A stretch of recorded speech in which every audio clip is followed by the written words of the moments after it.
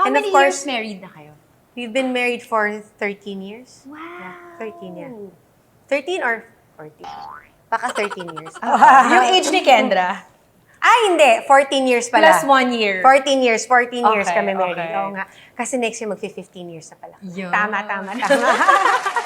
Okay. What a wife! I don't remember. Kasi pag tumatagal na, Yeah. diba? Parang, Yeah. ba? So yeah, 14 years married, and then yeah.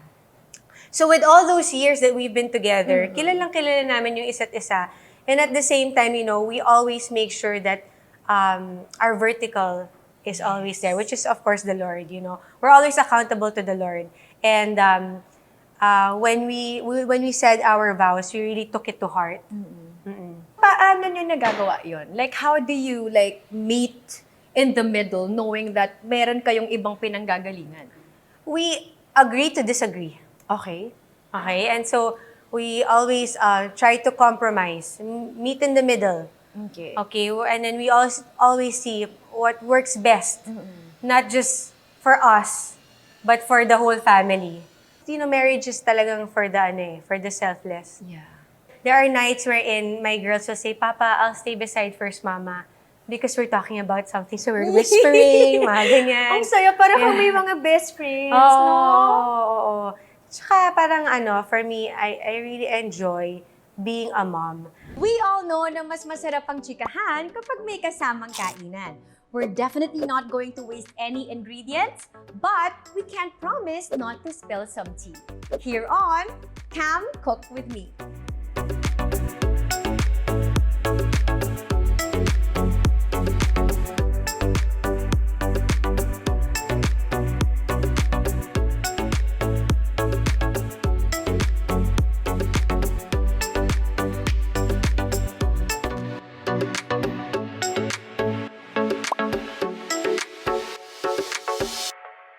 Hi everyone! Welcome back to Cam Cook With Me. And for this episode, sobrang excited na akong makachika siya kasi isa siya sa mga ate ko kahit pa nung mga panahon ng Ang TV days. She's an amazing wife, an amazing homeschooling mom, and I'm sure kilalang-kilala niyo siya dahil ang buong family niya ay laging mga nasa ads everywhere. So please welcome my ate Cheska Kramer. Hi! Hey ate! How Thank are you for having me here. Thank you for in your vlog. time. Yes. So how are you, ate? How's I'm life okay. lately? I'm okay. So I've been actually busy again kasi homeschool has started for the children. Okay. And then Kendra is now back to regular school. So after 4 years of homeschooling, she's now in regular school. So busy with the yun. activities kasi 'di ba nag-pandemic tayo, and then now that everything's opening up, Yeah. now balik na kami sa mga activities ng kids, sports, Yes. competition. So kami ni Doug, we've been busy with attending the kids competitions, trainings. Yeah, I mga saw si ganyan. Kendra nagsiswim siya. Yes, and then Scarlett does taekwondo, Nice. and then Gavin does basketball. Galing! Iba-iba din sila ng ginagawa. Yes, oo. Nice. So, Ayun. homeschooling talaga. Alam mo, ate, ikaw yung nag-inspire sa akin. One of the people who inspired me to homeschool my children as well. Wow, thank you. And it's really, it's a nice journey. Like, ang daming nangyari. Ang dami ko ding learning sa sarili ko, ate. Like, akala ko, nung una, I was doing it more for Nala. But then I realized I was doing it more for myself. Like, ang dami kong na-discover about me na hindi ko din na-experience before. Yeah. Okay, so before we get dun sa ating chika portion, we're gonna cook. Ate, nagluluto ka ba? I do. But I can't say like I'm a pro cook. Okay. So I follow recipes. I see first if it's something that I can do. Okay. If it's something that I can make. I only learned how to cook and bake during the pandemic. So during the pandemic, I was able to revisit things that I used to like doing Okay. and things that I never thought I would do. So Ang galing, diba? so the revisiting was the sewing, the embroidery, and everything. Really? Yeah, and then I used to like doing that before, and then I also learned how to, as what I said, to cook, to bake, and all these Yes. things. So I Yung bought. naging gardener ka rin, may mga Pero, tanim ka rin. pero mahilig, even before the pandemic, nagtatanim na talaga ako. Okay. So, because I had more time, I was able to really vlog about it or Yes. talk about it in my stories. Kasi wala ka naman magawa the whole day. So, yun yung mga ginawa ko. Yeah. I kept myself busy during that time and I also kept myself from, I didn't stop myself from learning. Yeah. And revisiting the things that I used to enjoy and like doing. I think that was one common thing most people enjoyed during the pandemic. Like, parang kahit ako, I got into fitness. And for some, di ba, may mga naging plantito, naging plantita, may mga naging bakers. Yes. Some started selling food. Yes. Di ba, na gawa sa bahay. So, ate, we're gonna make honey garlic chicken. Honey garlic.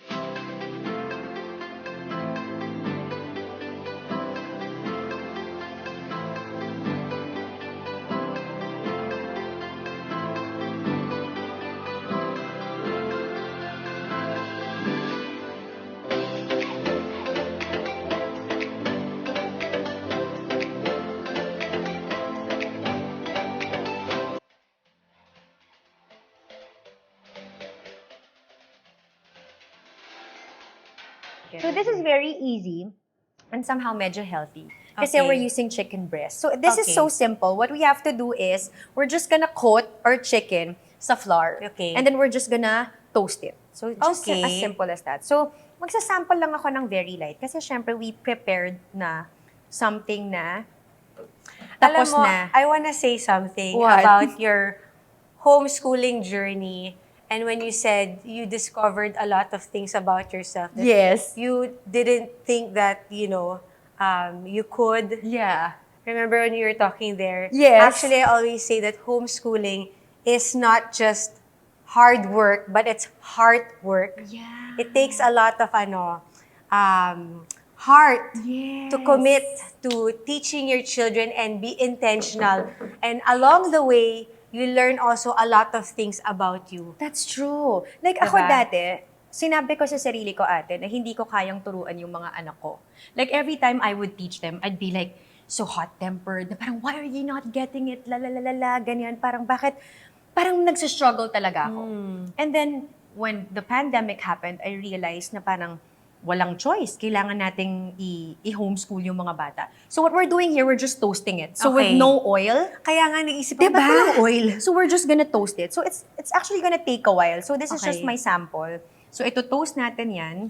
And of course, Okay. while we do that, we're gonna put salt and pepper. Okay. Siyempre, para may lasa naman our meat. Or you Okay. can actually mix the salt and pepper sa inyong flour para doon pa lang na-coat na rin siya. Or pwedeng sa chicken, Yes, pwede rin sa diba? chicken. Or Since you, it's a bit moist. yes, Yeah. so didikit talaga siya. So you're just gonna toast it. Naririnig mo ba yun, ate? May sizzle. Oo.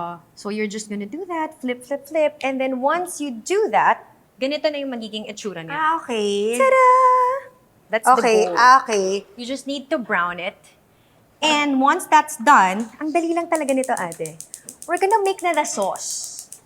Oh, okay. Okay, so back to homeschooling, ate. So yun yung mindset ko talaga na parang feeling ko, ang hirap nito. So nagsistruggle kami ni Nala kasi parang, like I would teach her and then she'd be not in the mood. Yeah. So parang ayaw niyang mag-aral, ganyan. So sabi ko, paano to? And then I realized that I had to change something in me. Kailangan kong baguhin yung strategy ko. Kasi, obviously, hindi siya nag-work. So what I did is that I started playing with her. And then we started playing while learning. And then Yeah. dun ko nakita na, okay, so it's very important that she's having fun in order for her to really be interested in whatever it is that Yes. we're trying to learn. Yeah. At nung nakuha ko na yun, wala na ate. I enjoyed the journey. I Yeah. enjoyed, syempre may mga days, Struggles, yeah. diba, na Yeah. parang, May challenges talaga. na hindi okay.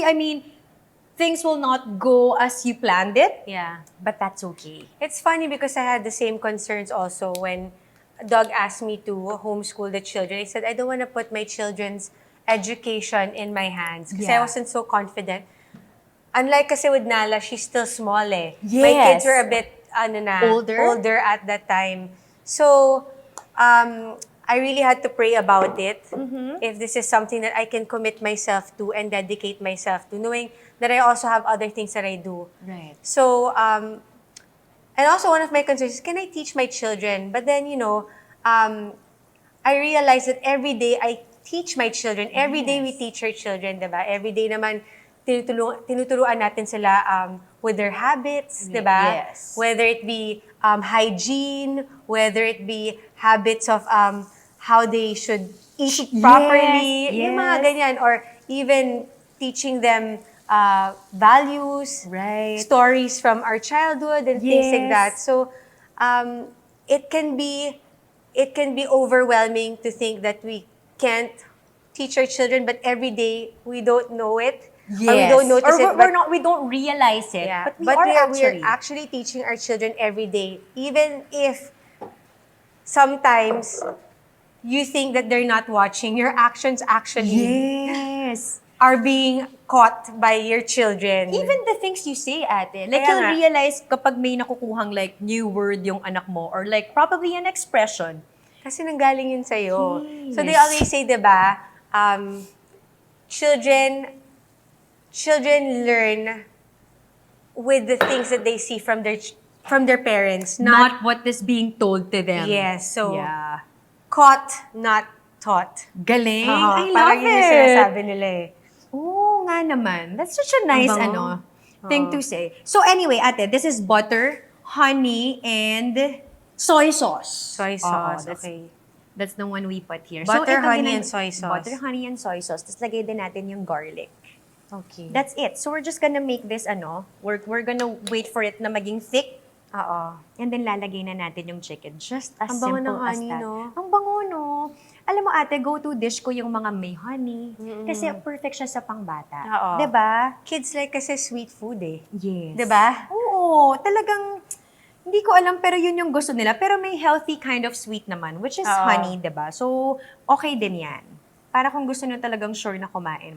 So anyway, Ate Chex and I, we met during Ang TV days. Yes. So ate, paano ka napasok sa Ang TV? Actually, my cousin, who was an OJT under Mr. M, she Okay. was studying in Ateneo. Sino to? Hindi, Weber. Okay. Okay, so she was, she had her OJT and ABS-CBN under Mr. M. And then, Mr. M asked, so do you have any cousins or brothers or sisters who would like to audition for this new show, which is Ang TV. It's like Nickelodeon. Yes. And then so my Gusto ko yung pang-bit. It's like Nickelodeon. so and then so my cousin asked us cousins if we wanted to audition. So we went there, not thinking of anything, and so we auditioned, and everything after that is history. Yes. Yeah. So there. Pero ate, like acting-wise, ang tumuloy talaga si Patrick. Yes, because at that time, I was also studying. Of course, Patrick was also still in school, but I was also in the varsity team. Okay. So I was swimming, and then I was doing other things that I was excelling in. Yes. So my what I did was during the weekends I can shoot, and in the summers I'll shoot. But then on Weekdays? on the months that I have school Wala, school talaga. talaga. Tapos on weekends na lang pag nag-ang TV tayo, Which is Saturdays. that's when I shoot. Pero Yes. I couldn't commit like you guys are doing movies and this and that. I wanted to have a little bit of everything. So meron akong schooling ko, yung varsity ko, and then after I was Doing showbiz. and then doing commercials. Yes. So yun, so I had a little bit of everything until one day I had to really decide if this is something that I wanna do. Kasi ang hirap na you're doing sports, waking up early, tapos puyat ka. Yes. So, Oo nga naman. very difficult. So, eventually, I decided to quit my swimming, and then we did home study. Before it wasn't homeschool, it was home study. Yes. Yeah, so we did home study. And so I had a bit of a feel of what homeschooling was when my mom was teaching me when I was doing home studies. Oh, so dun din pala nanggaling ate kasi Yeah. na-experience mo rin na Yes, yeah. mommy yung nagtuturo Yes. sa'yo. So ito, medyo thick na yung sauce natin. Pwede rin natin ilagay our chicken. Yun, ganun kadali. Just like that. Mas matagal pa si toasting. Oo nga di ba? Yeah. Yun talaga. Kasi we have to make sure na luto yung chicken natin. So it's like glazed. Yes. That's it. It's Okay. glazed with honey. So going back ate, you also became, you went into modeling. Yes. Yun talaga. Parang feeling na, sa natatandaan ko, mas more of like Doing commercials, yeah. ramps. Not ramps, more in commercial modeling talaga. Okay. And kasi natatandaan ko, model ka ng pink soda. Yeah, Diba? so I did pink soda, yeah. And then eventually, I did Petit Mon. That was my longest. Yes. You Apparel. and... Yeah. Angel Oxin, Yes. Jody, kami, yeah. Yes, oo nga. Okay. And then after that, ate, saan napunta yung interests mo? Us Girls. Yeah, so I did also Us Girls. Yes. So I did a few movies, and then I did some soap operas, and then I did also a few sitcoms and gag shows. Did you like acting? I think at that time, maybe just right. Okay. Yeah. So, yeah. I think I was just, I didn't think more of it. Like, I didn't have a goal to it. I was just letting opportunities come in. Okay. But then, I don't think I had a clear goal as to what I wanted to achieve, where I was heading to. Mm-hmm. Unlike you guys, diba? Parang meron kayong mga goals. Oo. Somehow, ate. Or parang feeling ko nagkataon na lang din na parang... And you could see that you really loved it. You really Yeah, enjoyed it. I think I like my modeling more. Yes. And I like doing my hosting more, my Us Right. Girls and everything. And more of parang, with what I recall, ate, mas nagli-lean talaga towards fashion. Like you Lifestyle, were, yeah. diba? So yung Us Girls, doon kayo nagkakilala ni Iya. yeah. Diba? And we really got really close. Mhm. Because Us Girls was around for like 7 years or 8 Tagal years. din Oo, pala. yeah. So, ang tagal namin nagsama. Eto na. Sa Smells inyo, so ate, good. sinong nagluluto? Ikaw o si Dog? Si Dog. Really? Yes. Siya talaga yung mahilig magluto. Ako yung tigalinis ng bahay. Make sure that everything's well kept, it's organized. Yes. Things like that. But Doug is the one who likes to spend a lot of time in the kitchen. Kaya yung kitchen counter namin mataas. Nga pala. Dahil so, sa paano kanya. yan kung ikaw yung magluluto? Siguro mga hanggang dito, hanggang So, sa kailangan chest mo ko. ng stepper. Hindi naman. Let's try it, ate. Yeah, hold on. It smells like chicken teriyaki. In fairness. Uy, it's so tasty. Diba? Sarap ha? Yeah. At ang simple lang gawin. And the chicken on its own tastes good. Plus the sauce, even better. Parang it's salty and then sweet at the same time. Yeah, so tasty. Plus, medyo malalasahan mo yung garlic. Alam mo, pag ganito ka-tasty yung pagkain, ito yung endless pit yung chan mo eh. Yung only rice ka ng only rice. Kasi ang sarap. Super refill. Okay, ate, let's talk about marriage. Kasi syempre, you always share on social media your marriage kayo ni Dog. So how does it work? Because you look like you guys are really so parang in tune. Yung sobra kayong magkasundo almost in anything, even in making decisions for your family. So what's the secret to that? I think it's really a lot of open communication. I mean, you know, we both take the time to give each other time and to talk. I think that's what works. And with that, we know each other very well. We know what offends each other, ano yung gusto ng isa, ano yung ayaw niya. So we're both also very careful and intentional with, you know, with our relationship. Kung alam mo naman na kinakainisan niya yun, bakit mo naman gagawin, diba? Yeah. So we know our boundaries also. And how we can, you know, make sure that our relationship is well preserved. How And many of course, years married na kayo? we've been married for 13 years. Wow. Yeah, 13, yeah.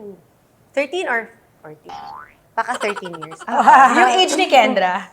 Hindi. 14 years pala. Plus 1 year. 14 years Okay, kami married. okay. Oo nga. Kasi next year magfi-15 years na pala. Yun. Tama. Okay. What a wife! I don't remember. Kasi pag tumatagal na, Yeah. diba? Parang, Yeah. ba? So Nasaan na ba? 14 years married, and then yeah.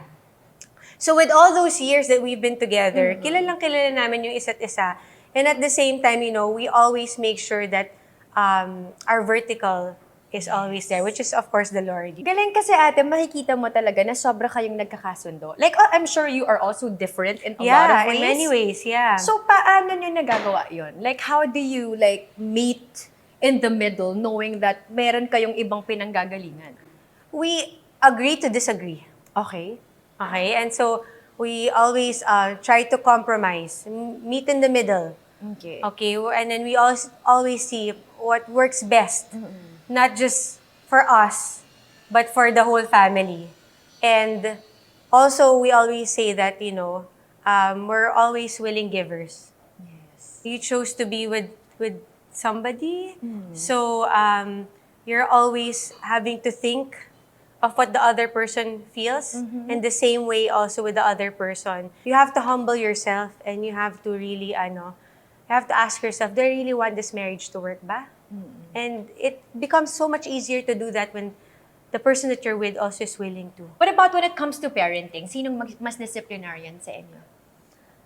I think Doug and I are the same in many ways. In fact, there are no bad cops and good cops with our children. When our children ask us, or pag nagpaalam sila, Doug and I discuss first. We never argue in front of our children and say, hayaan mo na, mga ganyan-ganyan. Nothing na, we don't want to confuse our children. Right. We want our children to know that we are united with the decision that we make, and that you can't go to one parent or favor one parent just because that one parent will say yes Allows to you, you yeah. or allows you more. But when it comes to big discussions or things that we really need to tackle, it's Doug. Okay. They come to their papa. Of course, they also cry to their papa. But I think they ask me first, what do you think he's gonna think? Because they love him so much, so they don't want to disappoint him. Or, they really respect him so much. And maybe because I'm there every day, like always reminding them and always going to their rooms. And that's why I know the faces of my kids when they're going through something. Yes. Because I always look at them. Yes. I always ask them, how are you? At How's saka ganun mo everything? sila kakilala na. Even our helps in the house, I know when they're problematic. I know their faces because when I Yeah. talk to them, I ask, kamusta? How's everything? Yeah. So I know. You asking them is like opening a door and saying na parang, whatever it is Yeah. that you're going through, I'm here and I'm willing to listen. And they've gotten so used to that even if the moment that they get home, they look for me and then they'll make me kwento. Oh, ang saya. Kasi sanay na sanay sila na they're always talking to me And then there are nights like Kendra or Scarlett, we're talking about something, they'll say, kasi we co-sleep pa rin eh. Ah, really? Yeah, so there are nights wherein my girls will say, Papa, I'll stay beside first, Mama. Because we're talking about something, so we're whispering, mga ganyan. Ang saya, parang kung may mga best friends, Oo, no? oo. And so now that I'm here at this point, parang I wouldn't trade my life when I was single for the life that I have right now, where I get the chance to raise my children. Although it's such a big responsibility, but I really take it to heart. And I'm so blessed that I'm given an opportunity to have a good and functioning, healthy family. Your faith, ate, no, it's a very big part of your life, just like what you've mentioned. And your walk with God, your journey with God, it's something that you have also been very outspoken about. Like, you really share it. And that's something that I admire about your family. Kasi ate, na-notice ko na hindi lahat ganun ka-open about their faith. So, how important is this? Or gaano ba kalaking bagay yung faith ninyo, ni Dog, sa success ng family nyo ngayon? Oh, so what I always tell Doug is that, I don't think I will be the kind of wife that I am to you if I didn't know the Lord or if I didn't have this walk I have with the Lord. Because again, we've formed habits, we have our ways, and there were a lot of things, and there are still a lot of things that I have to unlearn. Yes. From the things of the things that I was used to in the past, right? So, now that I understand the Lord's love for me and how patient He is with me and how I understand His word, I am able to apply it. I'm able to apply it with first improving on myself, managing my expectations on people. Yes. So, instead of me putting expectations on people, I work on myself and I work on how I can be that good example to my children, to my husband. And I notice when I am that way, I don't have to try so hard to convince my husband. With a lot of things. With a lot of things, yeah. And my husband knows my heart. And the same way as I know my husband's heart. So I'm not quick to judge him, or I'm not quick to put him down, or I'm not quick to get angry at him. Because I know who he is, and I know where we've established our marriage. And I guess there's a different kind of intimacy when you have that walk together with the Lord. I love when you said that, ate. Kasi parang in a marriage, usually nag-aagawan kayo ng power. Diba? Na parang, ako yung tama. Hindi, ako yung tama. But if you are, just like what you said earlier, pag vertical, yung vertical nyo, tama. Yeah. Then parang it brings you closer together. Yeah. Because you are aligned. Like you Yeah. follow the same book, you Yeah. follow the same principles. Yes, And yeah. when that happens, you just automatically want to understand each other more. Yes. But again, I always remind, it always really takes two. So it's so easy to say these things when you When have madali yung asawa when you mo. have a willing partner, rather than when you have somebody who's just so difficult. Yes, And that's when your praying happens, and that's when you really need, oh my goodness. I pray for all those women who have to go through that. Yes. I cannot imagine Having it, being yung ganun kahirap feeling na trapped when struggle. you feel like you're just all alone. Siyempre, I'm not speaking for everyone, but I think not a lot of wives understand the concept of submission. But you have modeled it very well, and you have also shared your journey into that. Kaya din pala ganito kaganda yung relationship nilang mag-asawa. That of course, trickles down to your family life. It's because of how you have also given yourself into what God has been teaching us to do. Yeah. Yeah. And I would like to think that submission is a partnership, right? It's not anyone to be over the other. Yes. Because, God has designed us to be side by side with our partners. And we that- all have roles to we play. all have roles, yes. And each role is just as important. Yes. And when one role doesn't function, everything else fails. Yes. So we both need each other. Right. Yeah. Thanks, Ate Check. So Thank full you. of wisdom, Thank this you, ate thank you, of thank mine. you. Thank you for your I will, time, Ate and Check. thank you for feeding me and teaching me How this to really make good recipe. I will do this at home. So easy, Yes, diba? and so yet yummy. So good. Thank you so much, guys, for watching. See you on our next vlog. Bye! Thank you for having me. Hi everyone! Don't forget to like, share, and subscribe, and hit the notification bell for more videos of Cam Cook With Me.